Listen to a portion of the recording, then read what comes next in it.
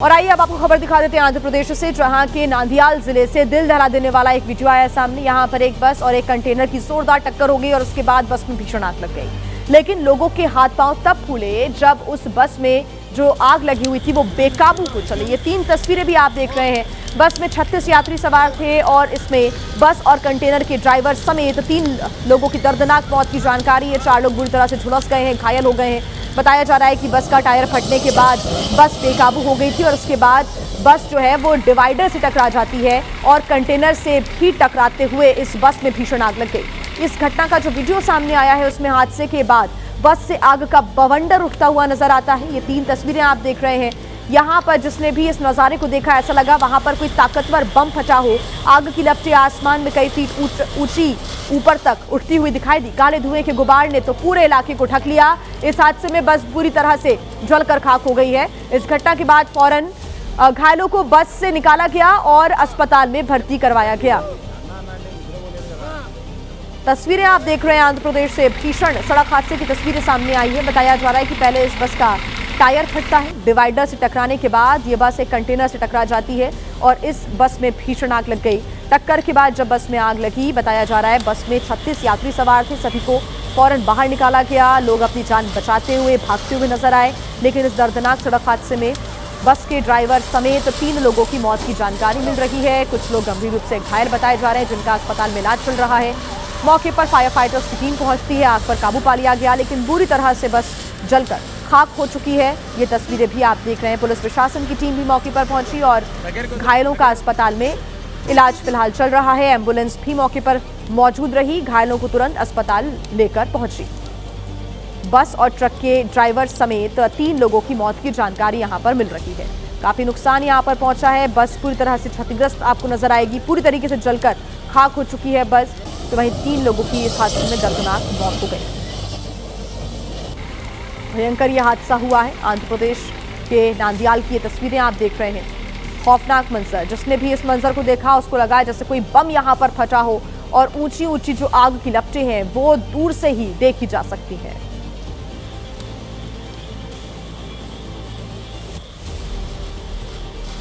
और आइए बात करेंगे बिहार की राजधानी पटना की, जहां पर पुलिस और बदमाशों के बीच मुठभेड़ हो गई। सूत्रों के अनुसार ये बदमाश लॉरेंस बिश्नोई गैंग से जुड़ा हुआ बताया जा रहा है। इस मुठभेड़ के दौरान बदमाश परमानंद यादव के पैर में गोली लगी है। पुलिस के मुताबिक पटना के मसौड़ी थाना क्षेत्र में वाहन चेकिंग की जा रही थी और इसी दौरान पुलिस को संदिग्ध गतिविधि वाली एक बाइक दिखाई देती है। पुलिस ने रोकने का इशारा किया, लेकिन बाइक पर सवार बदमाशों ने फायरिंग करना शुरू कर दिया। पुलिस टीम ने तुरंत जवाबी कार्रवाई शुरू की, जिसके बाद इस गोलीबारी में बदमाश परमानंद यादव मुठभेड़ में घायल हो गया। पुलिस ने उसे गिरफ्तार कर अस्पताल पहुंचाया है। पुलिस के अनुसार आरोपी परमानंद यादव पर झारखंड और बिहार में 36 से अधिक मामले दर्ज हैं।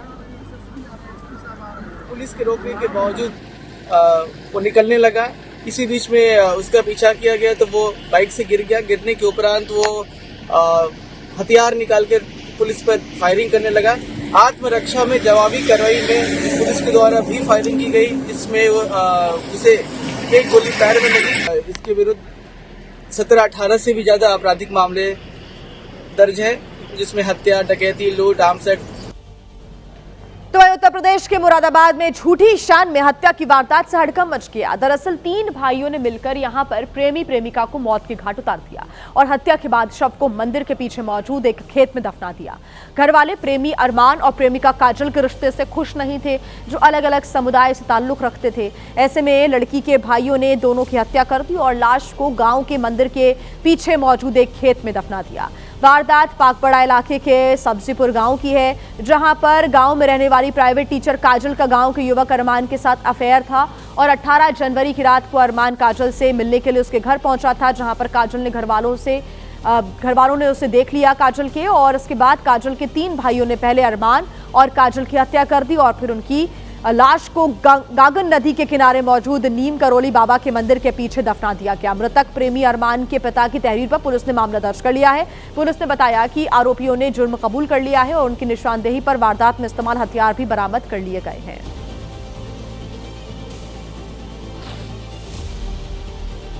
मामला कितने दिनों से चल रहा था। कुछ छानबीन से ये पता चला कि दोनों का मर्डर कर दिया गया है। उस छानबीन में शायद बॉडी भी बरामद हुई है। हाँ, प्रेम प्रसंग सोसाइटी निमायक प्रेम प्रसंग चल रहा है इनका। युवक के मिसिंग की कंप्लेंट थाना प्रभारी को प्राप्त हुई और आज सुबह ही एक युवती के मिसिंग की कंप्लेंट उसके परिवार के द्वारा दी गई। जांच की गई तो इसमें ये विदित हुआ कि ये एक दूसरे से परिचित रहे हैं। इस संबंध में जब गहनता से जांच की गई तो इसमें ये प्रकाश में आया कि युवती के भाइयों के द्वारा दोनों की हत्या कर दी गई है। तो वहीं उत्तर प्रदेश के नोएडा में इंजीनियर युवराज की मौत मामले में बड़ा एक्शन लिया गया है। इस मामले में पुलिस ने एक और एफआईआर दर्ज कर ली है।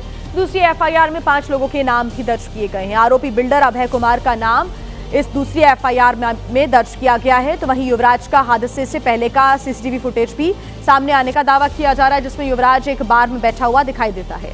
नोएडा में कोहरे की वजह से हुए हादसे में जिस तरह से युवराज की मौत हुई है, उसके बाद सिस्टम पर कई बड़े सवाल भी खड़े हो रहे हैं।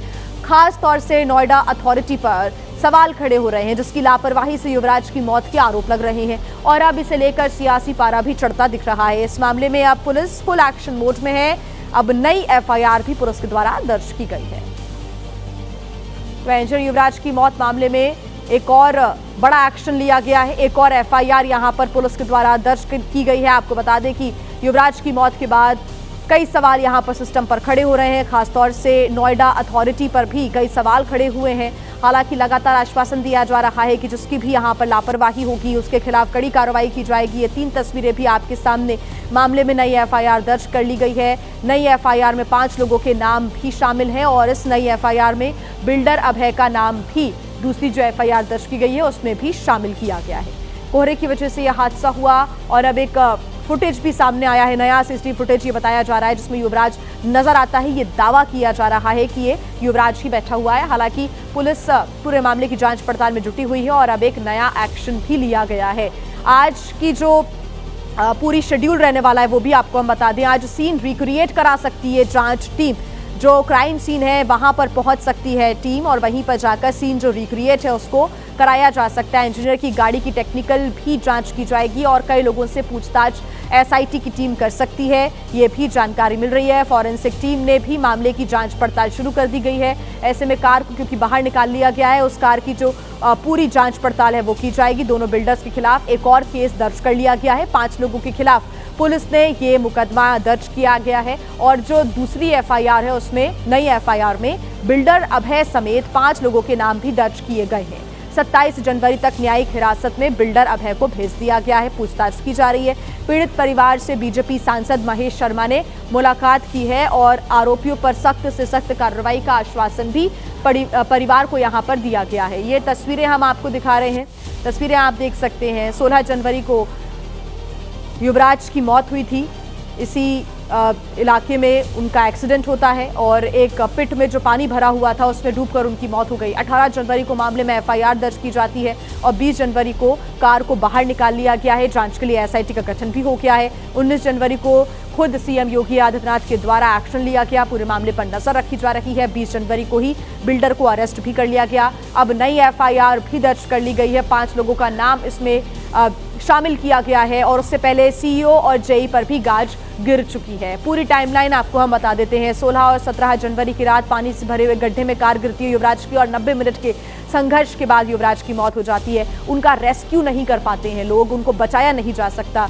ऐसे में उनको जब बचाया नहीं गया, उनकी जब मौत हो गई तो उसके बाद सुबह रेस्क्यू टीम ने दलदल से मृतक इंजीनियर का शव बाहर निकाला। हालांकि कार को तब तक रिकवर नहीं किया गया था। पिता की शिकायत पर एफआईआर दर्ज की गई और मामले में जूनियर इंजीनियर को भी निलंबित किया गया। ये जो शुरुआती कार्रवाई है वो 18 जनवरी को की गई। शिकायत पर पिता ने शिकायत की और उसके बाद एफआईआर दर्ज की जाती है। मामले में जूनियर इंजीनियर को बर्खास्त किया जाता है। 19 जनवरी को सरकार ने सीईओ को भी हटा दिया। 3 सदस्यीय एसआईटी को पूरे मामले की जो जांच है वो भी सौंप दी गई। 20 जनवरी की बात करें तो आरोपी बिल्डर अभय कुमार को नोएडा पुलिस ने गिरफ्तार कर लिया और अब एक और नया एक्शन यहां पर लिया गया है। हालांकि 20 जनवरी की बात करें तो शाम में मृतक इंजीनियर की कार को दलदल से बाहर निकाला गया। 20 जनवरी को कार को बाहर निकाल लिया गया। एसआईटी की जो छानबीन है वो और तेज हो गई है। 21 जनवरी को पीड़ित परिवार से क्षेत्रीय सांसद ने मुलाकात भी की और कड़ी कार्रवाई का आश्वासन भी यहां पर पीड़ित परिवार को दिया गया है।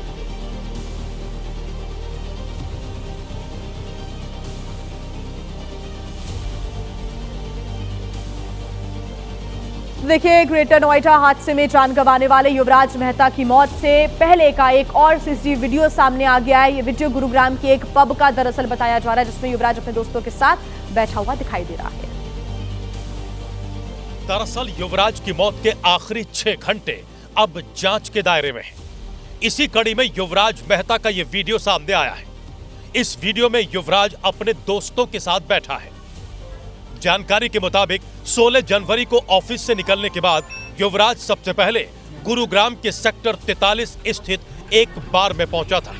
यहां उसके दोस्त पहले से मौजूद थे। यहां करीब 3 घंटे तक पार्टी करने के बाद युवराज रात 9:44 पर बार से बाहर निकला और 60 किलोमीटर ड्राइव करने के बाद नोएडा के सेक्टर 150 पहुंचा, जहां उसकी कार घने कोहरे में फिसलकर नाले की बाउंड्री तोड़ते हुए गहरे पानी में चली गई। चश्मदीदों के मुताबिक युवराज ने करीब 2 घंटे तक मदद के लिए गुहार लगाई, लेकिन मौके पर पहुंचे पुलिसकर्मी और बचाव कर्मी उसे बचा नहीं पाए और युवराज की मौत हो गई। उत्तर प्रदेश के बहराइच में एक तेंदुआ जंगल से निकलकर रिहायशी इलाके में आ गया और एक घर के अंदर घुस गया। इस घटना का सीसीटीवी वीडियो भी सामने आया है। दबे पांव ये तेंदुआ एक घर में दाखिल होता है। जैसे ही अंदर घुसता है, कुत्ते भौंकना शुरू कर देते हैं। बताया जा रहा है कि जैसे ही कुत्तों ने भौंकना शुरू किया, घर वाले जाग गए। तेंदुआ काफी देर तक घर में चहलकदमी करता रहा और उसने एक गाय को अपना शिकार भी बना लिया। यह पूरी घटना सीसीटीवी कैमरे में कैद हो गई। इस घटना के बाद से पूरे इलाके में दहशत का माहौल है। पूरी जानकारी वन विभाग को दी गई। अब वन विभाग की टीम तेंदुए को पकड़ने का प्रयास कर रही है। यह पूरा मामला थाना सजौली के माटीही गांव का बताया जा रहा है। तो वहीं कर्नाटक के धारवाड़ में दिल दहला देने वाली घटना सामने आई है, जहां पर एक युवती की गला घोंटकर बेरहमी से हत्या कर दी गई और शव को सड़क पर फेंक दिया गया। जैसे ही युवती का शव सड़क किनारे मिला, पूरे इलाके में हड़कंप मच गया। युवती की पहचान जाकिया के रूप में हुई है, जो पैरामेडिकल की पढ़ाई के बाद नौकरी की तलाश में थी।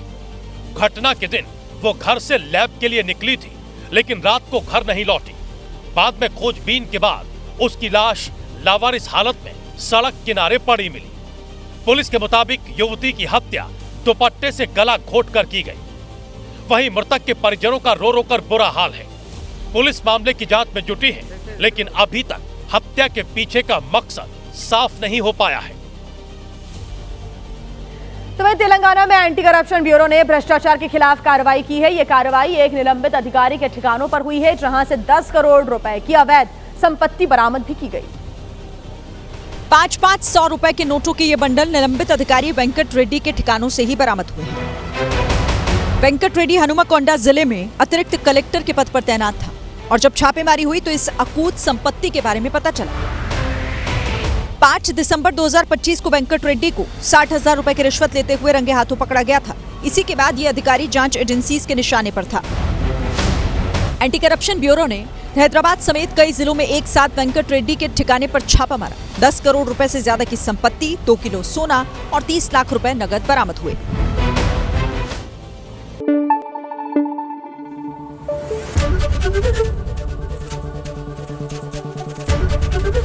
एबीपी न्यूज आपको रखे आगे।